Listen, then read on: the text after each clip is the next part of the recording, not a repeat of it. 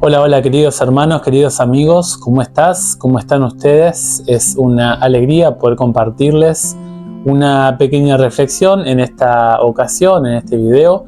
Estamos estudiando la lección número 2 de nuestra escuela sabática. Iniciamos en los meses de enero, febrero y marzo el primer trimestre del año 2024 y estamos repasando, estamos estudiando el libro de los Salmos, un libro donde se describen las oraciones de los grandes poetas, cantores de Israel de la antigüedad y nos enseñan a cómo se emplearon esos salmos en diferentes circunstancias de la vida, inclusive tanto para esas personas de la antigüedad que bajo la experiencia de vida conducida por el Espíritu Santo oraron de esa forma.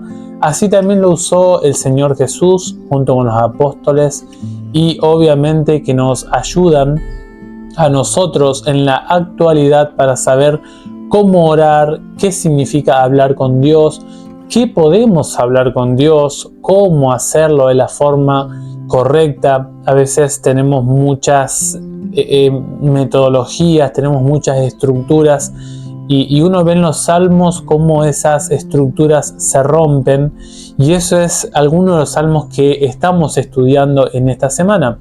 Vimos algunos de los salmos como es, por ejemplo, el Salmo 22, el Salmo 13, el Salmo 44, entre algunos más.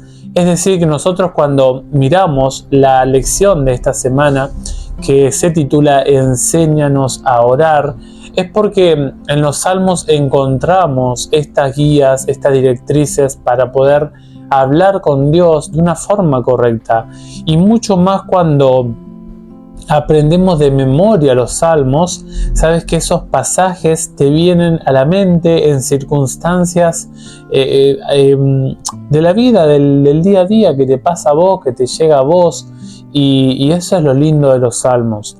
Nosotros hace poco con mi esposa hicimos un viajecito y la verdad que hubo pasajes bíblicos que ayudaron en el viaje, porque era largo el viaje y uno necesitaba de la protección, del cuidado de Dios. Y esos salmos, cuando decían: Señor, tú eres mi refugio, tú eres mi roca, tú eres mi fortaleza, se hacía parte de nuestra oración mental para con Dios, ¿no? Y es la idea de por qué oramos conducidos por la escritura del himnario hebreo, que son los salmos. En esta ocasión queremos reflexionar un poquito, queremos comentarte algunas ideas que surgen del Salmo 44. Seguramente a este salmo ya lo miraste más de cerca, seguramente lo estudiaste, porque se habló de este salmo en la lección en el día lunes, el día 8 de enero, y seguramente ya lo has estudiado, pese a que hoy es viernes, pero te queremos dejar, aunque sea una ilustración de lo analizado en esta semana, para que podamos reflexionar juntos en este salmo.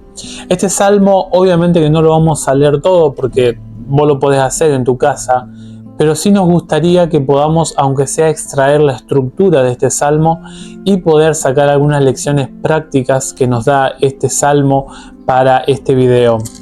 El Salmo 44 es uno de los salmos que lo hacen los hijos de Coré, un hombre que sublevó a la rebelión al pueblo de Israel. Pero los hijos se mantuvieron fieles. Los hijos, es interesante de que pese a que el padre fue infiel, fue un rebelde a la causa del evangelio, a la organización, al liderazgo establecido por Dios del pueblo de Israel, los hijos fueron hijos fieles y participaron también de la entonación musical del contenido de los salmos hebreos. Este salmo yo lo dividí en 4 partes, básicamente según la temática y las fracciones que tiene este salmo en cuanto al contenido que va presentando. Tenemos los versículos 1 al 8, los versículos 9 al 16, los versículos 17 al 22 y luego el 23 hasta el versículo 26. Esos son los 4 bloques que desde mi estudio personal percibo que son los puntos centrales de esta escritura hebrea. Esta escritura hebraica, este salmo, este canto, es muy interesante porque en la primera fracción de los versículos 1 al 8 hay una subdivisión. En los versículos 1 al 5 se hace una mirada del pasado, se hace una mirada de cómo Dios intervino en ocasiones anteriores a tal punto de que dejaron de confiar en todas sus capacidades bélicas, en todas sus herramientas, sus instrumentos bélicos de defensa bélica para el pueblo. Y es interesante que el salmista nos lleva a las generaciones pasadas y nos dice cómo Dios actuó. Por ejemplo, dice, la obra que hiciste en sus días, tú con tu mano echaste las naciones, plantaste los plantaste a los integrantes de nuestro pueblo, afligiste a los pueblos y los arrojaste a todo lo que eran pueblos cananeos. Es decir, que Dios actuó, Dios intervino, y es saludable recordar el pasado bajo la intervención de Dios. Y esto ayuda a evitar una de los trastornos emocionales, mentales que más sufre nuestra sociedad actual, como es la depresión. La depresión es una forma de ver la vida que nubla los momentos lindos, gratos, y una de las formas que podemos ayudarnos a evitar a caer en la monotonía, en el aburrimiento de nuestra existencia y todo lo que ha sido nuestro pasado, es mirar hacia el pasado recordando las intervenciones de Dios. Cómo Dios actuó en favor del pueblo y también desechó a los enemigos que no se animaron a abrazar las verdades del Evangelio de Cristo. Nota que dice, pues no se apoderaron de la tierra por su espada, ni su brazo los libró. Versículo 3 dice, sino tu diestra, tu brazo y la luz de tu presencia, de tu rostro. O sea, la presencia de Dios es el éxito del pueblo de Israel en este momento del pasado. Por lo tanto, lo que hace el salmista en esta subdivisión de estos pasajes es: tú, oh Dios, tienes el control, tú, oh Dios, dominas, tú, oh Dios, tienes la autoridad plena y tienes todo el poder para actuar en nuestro favor. Sin embargo, los versículos 6 al 8, acá hay una decisión de confiar en Dios. De si Dios se manifestó en el pasado, ahora yo en el presente no voy a confiar en mi espada, no voy a confiar en mi arco, no voy a confiar en mis capacidades, en mis atributos, en lo que yo soy. No voy a confiar en aquello que soy bueno. Y esto es un desafío para el ser humano, porque está la tentación de creer de que en nosotros hay capacidad, hay posibilidad, hay fuerza para salir adelante. Y el Salmo nos enseña a que no confíes, porque el que guarda nuestra vida de nuestros enemigos es Dios, según el versículo 7. En Dios, por lo tanto, nos gloriaremos, dice el salmista. Nosotros alabaremos a Dios, le daremos gloria, hablaremos de Él, testificaremos de Él, porque Él es el centro de nuestra victoria, de nuestro éxito y de nuestra existencia. Los versículos 9 al 16 hablan un poquito acerca de cómo cambió la situación. Y puede ser, y esto es algo bonito que habla el día lunes de la escuela sabática, puede ser de que no te animes a hablar con Dios de cómo te sentís, de cómo estás, de cómo percibís de que Dios te ha tratado. El Salmo nos enseña a hablar con Dios de una forma muy sincera, muy honesta, pero no tan grata. Le dice, por ejemplo, que Dios los ha desechado. Dios no está dando la victoria. Dios dice, tú nos estás llevando al matadero, dice el versículo 11. O sea, Dios nos estás dando al sacrificio, a que otros vivan por nuestra destrucción. Dios nos está vendiendo. Imagínate, Dios está pagando un precio por ti. Dios te avergüenza, versículo 13. Dios hace un proverbio con la situación. O sea, Dios es el culpable de que se cree un dicho popular, conocido en el vulgo del pueblo, con respecto a la situación. Yo, por ejemplo, diría, te va tan mal como si fueras un israelita. Imagínate un dicho de eso.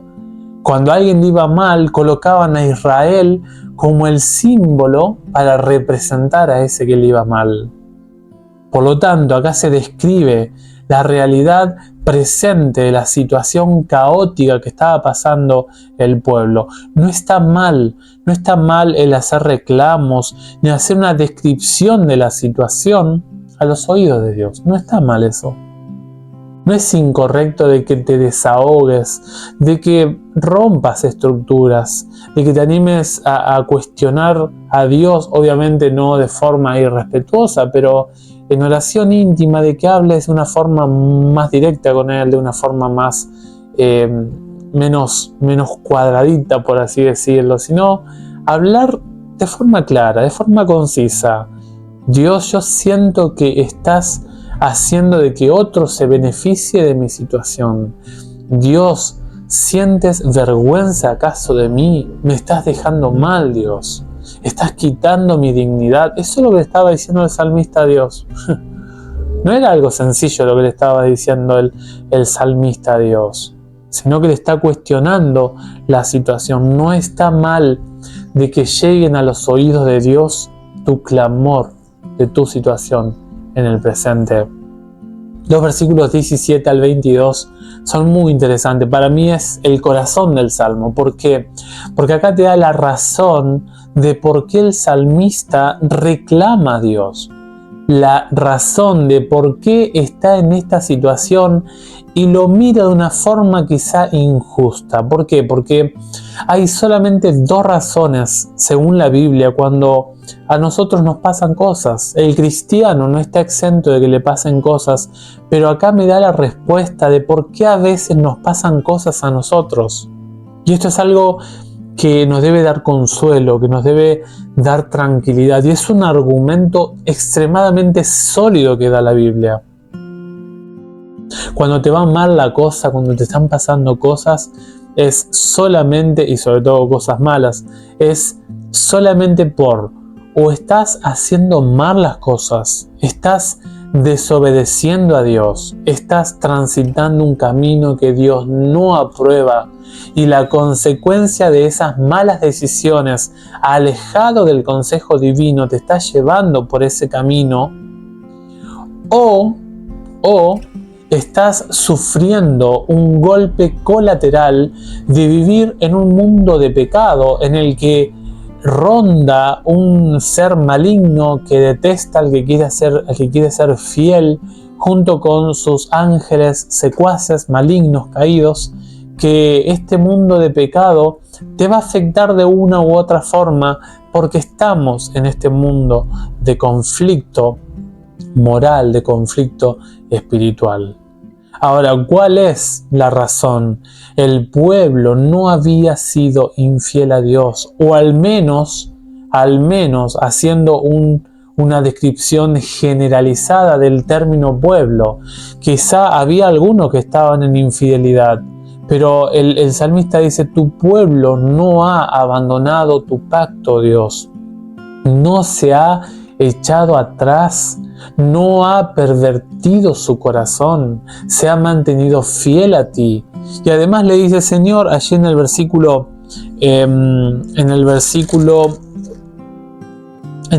21, dice, mira, si nosotros tuviésemos una actitud idólatra en nuestra mente, en nuestro corazón, tú, oh Dios, que eres omnisciente, ¿no lo sabrías? ¿Nos arriesgaríamos nosotros a jugar con los celos de Dios? Es tremendo lo que le dice el salmista a Dios. Por lo tanto, el pueblo no había sido infiel a Dios, se había mantenido fiel a Dios. Por lo tanto, el pueblo, o al menos los que se habían mantenido fieles, porque quizá había algunos infieles dentro del pueblo, los que se habían mantenido fieles a Dios no estaban sufriendo por desobediencia. Ahora, para esto se precisan dos cosas para hacer esto. Primeramente, necesita el cristiano, el adorador, ser sincero consigo mismo, analizar cómo está viviendo su vida, tener la sinceridad, la transparencia de decir: no estoy bien, no estoy andando por un circuito correcto. Y por el otro lado, necesitas conocer la voluntad de Dios, porque si tú no conoces un así dice Jehová, es muy probable de que tú andes en un camino pecaminoso y alejado y desaprobado por el Dios del cielo. Y finalmente, los versículos 23 al 26 es la súplica final. Señor, despiértate, dice el versículo 23. Los versículos 24 y 25 le reclaman a Dios: ¿por qué te vas, oh Dios? ¿Por qué apartas tu rostro de nosotros? ¿Y por qué te olvidas? Dice el versículo 25, ¿por qué nos estás abandonando? Y finalmente el versículo 26 nos deja, el salmo entero nos deja un mensaje de consuelo, pero el versículo 26 habla una súplica a la acción divina. Dice: levántate para ayudarnos, no sigas sentado. Y dice: redímenos por causa de tu misericordia. La redención y la misericordia de Dios. O sea, se confía en Dios y en su ayuda, y se reclama la ayuda de Dios, no porque uno es bueno, sino porque Dios es misericordioso. Finalmente, ¿qué nos deja este salmo? Algunas lecciones. Primeramente, mira el pasado tratando de buscar el protagonismo de Dios en cómo te acompañó, cómo te ayudó en esas situaciones, en esas circunstancias, en esos momentos en los que no era nada fácil para que salieras adelante. En la segunda lección, habla con Dios de cómo te sientes hoy. Habla con Dios si ves de que tu presente no está igual que tu pasado. Desahógate con Él. No tengas temor de recriminarle, si podríamos decir así. Tercera lección, no dejes de analizar la causa de tu dolor. Primeramente, sé sincero contigo mismo, y en segundo lugar, conoce la voluntad de Dios por medio de su palabra. Cuarto punto, pese a todo, confía en el Señor, basándote en su amor y en su misericordia. Haciendo esta actitud para con el Salmo que nos enseña este Salmo 44, tú vas a crecer en la adoración. La autora de la escuela sabática, no me acuerdo el nombre porque es muy raro, pero es Dragoslava Santrak. Ella tiene una cita en el día lunes que a mí me gustó mucho y dice: esta reticencia, o sea, de no hablar con Dios de una forma sincera y quizás hasta un poco informal, por así decirlo, esta reticencia puede hacernos perder el sentido de la adoración. El hecho de no expresar honesta y abiertamente nuestros sentimientos y opiniones ante Dios en la oración a menudo nos deja esclavizado a nuestras propias emociones. Esto también nos impide sentir seguridad y confianza al acercarnos a Dios. Orar los salmos nos da la seguridad de que, cuando oramos y adoramos, no se espera que censuremos o neguemos nuestra experiencia. O sea, cuando hables con Dios, cuando tú mires estos salmos, ojalá te enseñen a orar.